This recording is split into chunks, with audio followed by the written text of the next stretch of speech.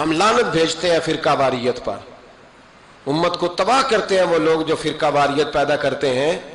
لیکن آپ کو بتاؤں، جس جماعت سے آپ کا تعلق ہے نا، اس جماعت کی امت مسلمہ کو ضرورت ہے. قیامت بھی 10 محرم کو ہی آئے گی، جمعے کا دن ہوگا. تو میں آج دل کو حاضر ناظر رکھ کے، اپنی طبیعت کو حاضر پا کے باشعور آپ کو کہہ رہا ہوں، جاگ کے سننا خدا کا واسطہ. آپ اس جماعت سے تعلق رکھتے ہیں، اگر کافر کے سامنے اسلام کا کوئی چہرہ پیش ہو سکتا ہے تو صرف سنی کا چہرہ پیش ہو سکتا ہے. ختم ہو گئی بات. ورنہ کوئی صحابی کا بے ادب ہے، کوئی اہل بیت نبوت کا. آج مجھے کہہ لینے دو، کھول کے کہہ لینے دو. لوگ دلیلیں دیتے پھرتے ہیں، کہتے ہیں جی ایک وہ پینٹ کوٹ والا مولوی ہے، اس نے اینک بھی لگائی ہے، داڑھی بھی رکھی ہے، پینٹ کوٹ بھی پہنتا ہے. اس نے جی 1500 بندہ ایک دن مسلمان کر دیا، ایک دن 1000 مسلمان کر دیا. پر پتہ ہے وہ بدبخت کہتا کیا ہے؟ وہ کہتا ہے امیر المومنین یزید رضی اللہ تعالیٰ عنہ. میں کیا کروں اس کے 1500 مسلمان کو یا 2000 اس کے کلمہ اور وہ جی بڑی دلیلیں دیتا ہے. وہ دلیلیں سنبھال کے رکھے، وہ دلیلیں جو جی بڑے لوگ اس کے ساتھ ہوتے ہیں. تو کربلا کے موقع پر زیادہ لوگ یزید کے ساتھ تھے، زیادہ لوگ. ہم کثرت کے قائل نہیں، ہم حق کے قائل ہیں. ہم چھوڑ دو بات، دلائل کی طرف آؤ. عجیب تماشا ہے. اور ایک مولوی صاحب اس کی حمایت کر رہے تھے، کہتے نہیں بندہ ٹھیک ہے، وہ بھول گیا تھا، اصل میں قصور عبید اللہ ابن زیاد کا تھا، اصل میں غلطی عمر بن سعد کی تھی، تو یزید کو زیادہ الزام نہیں دینا چاہیے. میں نے کہا بڑی تمہاری قریبی رشتہ داری ہے یزید کے ساتھ، تو اللہ سے دعا کیوں نہیں مانگتے کہ تمہارا حشر یزید کے ساتھ کرے؟ مانگنی چاہیے نا دعا. کیا خیال ہے آپ کا؟ ہم الحمدللہ جمعے والے دن مسجد میں بیٹھ کے دعا کرتے ہیں، یا اللہ ہمارا حشر امام حسین کے غلاموں میں کرنا. تو بھی کرنا، جرت کر، جرت. ہماری جرت دیکھ، ہم یہ نہیں کہتے ان کے ساتھ کر، ہم کہتے ہیں یا اللہ ہمارا حشر ان کے. ہماری جرت دیکھو، ہم ان کے غلاموں میں، قدموں میں، نوکروں میں بیٹھنے کو وہ دعا مانگ رہے ہیں، یا اللہ ہمارا ان کے غلاموں میں، غلاموں کے. تو بھی جرت کر دلیری، کر جرت، کہ یا اللہ میرا حشر یزید کے ساتھ کر دلیری. اگر اتنا ہی اچھا تھا تو بے شرمو اتنا ظلم نہ کرو، اتنی زیادتی، اتنا ظلم نہ کرو. یہ ظلم ہے. امام حسین جمعے والے دن خطبہ پڑھنے لگے، جمعے سے پہلے امام حسین نے خطبہ پڑھا اور آپ نے ایک جملہ کہا جو ہمیشہ یاد رکھا جائے گا. آپ نے فرمایا یزید کو جا کے بتا دو کہ مجھ جیسا تجھ جیسے کی بیعت نہیں کر سکتا. او کیا فکرہ ہے امام علی مقام کا. فرمانے لگے مجھ جیسا تجھ جیسے کی بیعت. اور آپ فرمانے لگے بتاؤ اس وقت پوری دنیا میں کوئی نبی کا نواسہ موجود ہے میرے سوا؟ حضرت آدم سے لے کر مصطفیٰ کریم تک اس وقت پوری دنیا میں کوئی نبی کا نواسہ ہے؟ اور فرمایا اگر میں ہی ہوں پوری کائنات میں. لوگ کہتے ہیں فلانا علامہ صاحب کی تبلیغ بڑی ہے.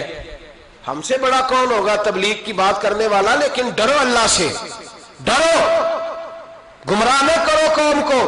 یہاں تباہی اتر گئی ہے. کوئی بڑی داڑھی رکھ کے معاذ اللہ تعالیٰ اہل بیت کے بارے میں بکواس کرتا ہے، اور کوئی بالکل داڑھی مڈا کے ننگا سر کر کے ممبروں پہ ناچتا ہے اور صحابہ کے بارے میں بکواس کرتا ہے.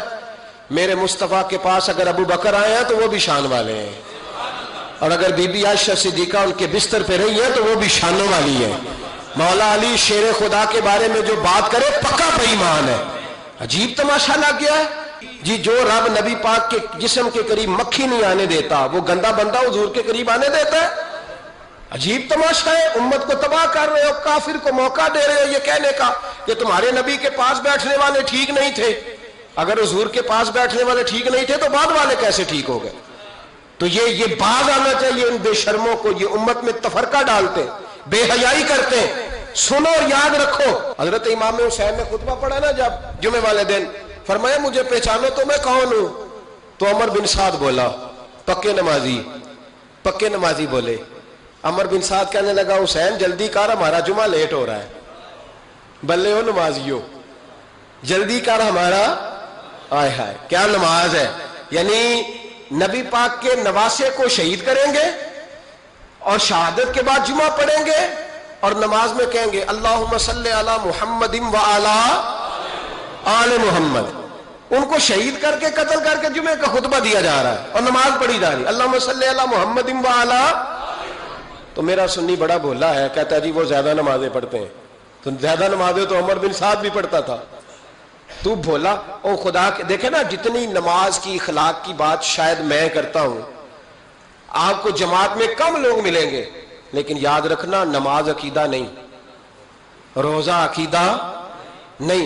عقیدہ حسین ہے، عقیدہ حسن ہے، عقیدہ علی ہے، عقیدہ عثمان غنی ہے، عقیدہ عمر فاروق ہے. میں اس شخص کو کیا کروں؟ مجھے اس شخص کی کیا ضرورت ہے جو ممبر پہ بیٹھ کے کہتا ہے حسین ابن علی باغی تھے؟ وہ شخص، اس کی نماز روزہ حج زکات دیکھا جائے گا. آؤ قرآن مجید سورہ شورا آیت نمبر 23، گھر جا کے قرآن مجید کھولو، یہ والی آیتیں بھی پڑھا کرو، یہ والی بھی کھولا کرو. صحابہ جمع ہو کے نبی پاک کے پاس آئے، عرض کی یا رسول اللہ صلی اللہ علیہ وسلم آپ کے خرچے زیادہ ہیں، آمدن کا ذریعہ کوئی نہیں. جس طرح آج لوگ ہر پیر صاحب سے نہیں پوچھ رہے، علامہ صاحب سے، کہ آپ کام کوئی نہیں کرتے، کپڑے پھر بھی سفید پہنتے ہیں، کیا ذرائع آمدن ہے، پھر بھی آپ گاڑی میں گھومتے ہیں. ہمارا تو پروگرام تھا مولوی بھوکا مر جائے، پر اس کے پاس آتے ہیں تو یہ تازی چائے پلاتا ہے. کیا مطلب، کس طرح کا رویہ ہے؟ صحابہ کے بار وہ یہ نہیں سوچتے تھے آتے کام، وہ کہتے تھے آگے بڑھ کے حصہ ڈالیں. وہ سارے آگے بڑھے، کہا یا رسول اللہ صلی اللہ علیہ وسلم اخراجات زیادہ ہیں، ذرائع آمدن بظاہر کوئی نہیں، نذرانوں پہ اعتراض نہ کیا کرو. نذرانہ دینا نبی پاک کی سنت ہے، نذرانہ قبول کر لینا نبی پاک کی، بولو، حضور کی سنت ہے. تو صحابہ جمع ہو کے آئے، ایک جگہ پہ میٹنگ کی، کہا تھوڑے سے پیسے ہر مہینے پیش کریں گے. تو حضور سے بات کون کرے گا پیسوں کی؟ کہا ہم نے نہیں کرنی، نبی پاک کے چچا جناب عباس کریں گے. حضرت عباس رضی اللہ تعالیٰ عنہ کے ذمہ لگایا گیا. جناب عباس آئے، حضرت عباس رضی اللہ تعالیٰ عنہ پیسے لے کے آئے، اور سیانے بندے تھے، انہوں نے بڑی سمجھداری والی، عقل مندی والی بات چھیڑی. یہ نہیں کہا کہ حضور ہم یہ نذرانہ دیں گے. کہنے لگے یا رسول اللہ ہمیں پتہ ہے آپ کی مذہبی مصروفیت اتنی ہے کہ آپ کو ٹائم نہیں ملتا کاروبار کرنے کا، اگر آپ کام کریں گے تو پھر آپ کس طرح کر کے دین کا کام ہو سکے گا. اور یا رسول اللہ آپ نے جو ہمارے لیے کیا ہے اس کا ہم بدلہ نہیں دے سکتے، ایک حرف کا بدلہ نہیں دے سکتے. حضور یہ تھوڑا سا نذرانہ ہر مہینے لایا کریں گے، قبول کر لیں.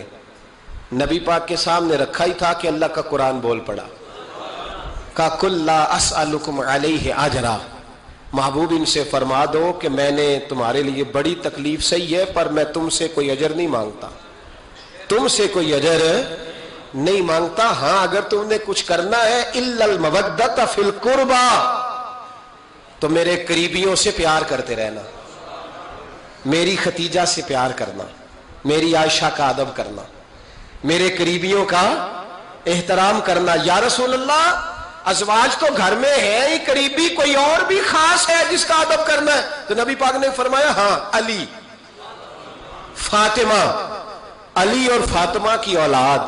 فرمایا ان کا ادب کرتے رہنا، اس کا مطلب یہ ہوگا کہ تم نے میرے ساتھ بڑا ہی اچھا سلوک کیا ہے. کہا ان کا ادب کرنا، جناب علی، سیدہ فاطمہ، اور دونوں کی ان کا ادب کرنا فرائض دین، اہل بیت کا ادب کرنا فرائض